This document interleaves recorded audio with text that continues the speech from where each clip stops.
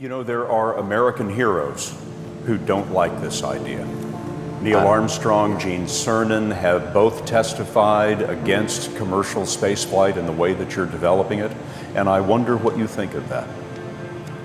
I was very sad to see that, because those guys are, those guys are heroes of mine, so it's really tough.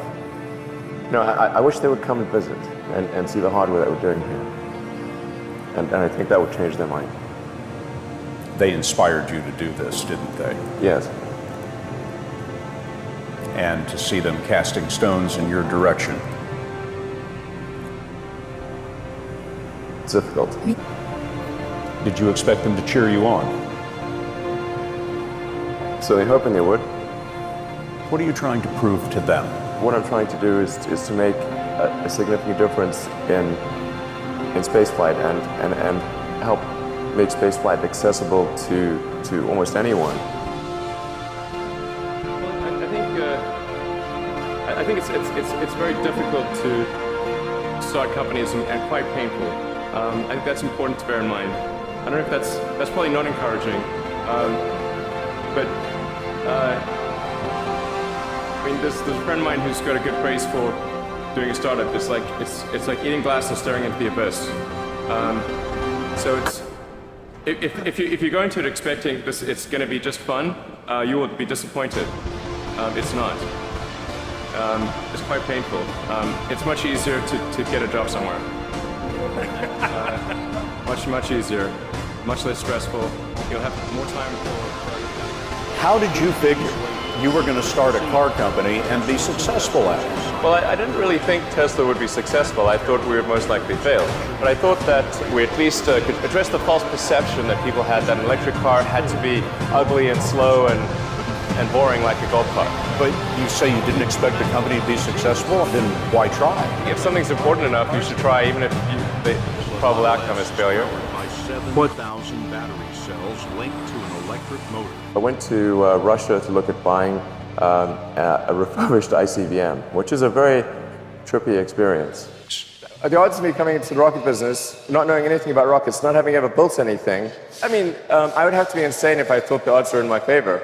Why even begin? When something is important enough, you do it even if the odds are not in your favor.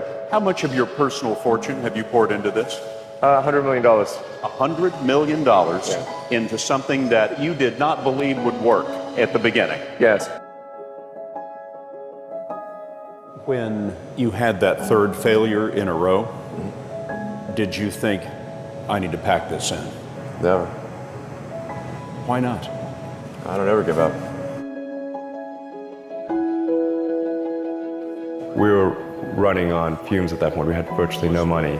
So a fourth failure... A fourth failure would have been absolutely game over. Done. SpaceX, bankrupt. Yeah, it's bad enough to have 3 strikes. Having 4 strikes, it's really kaput. Try to be useful.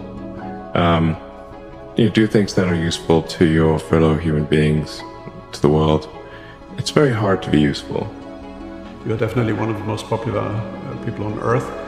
Is popularity a pleasure or a liability for you? Well, it makes it difficult to go buy a coffee at the store, that's for sure. So it's hard to go around places, you know. I used to be able to just, you know, go to the store or walk down the street, and now it's quite difficult to do that.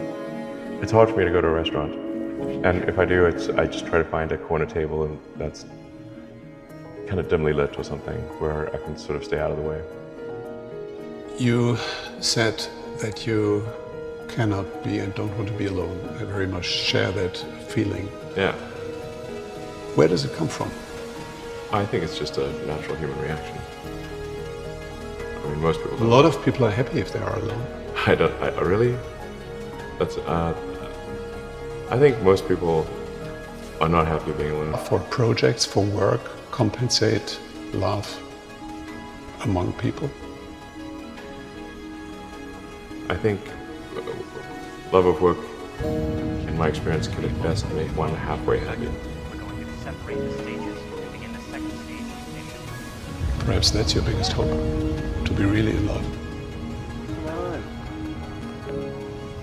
I have been in the past. I try to be as literal as possible. I would be happy if humanity has a self-sustaining city on Mars, because then the probable lifespan of humanity is much greater.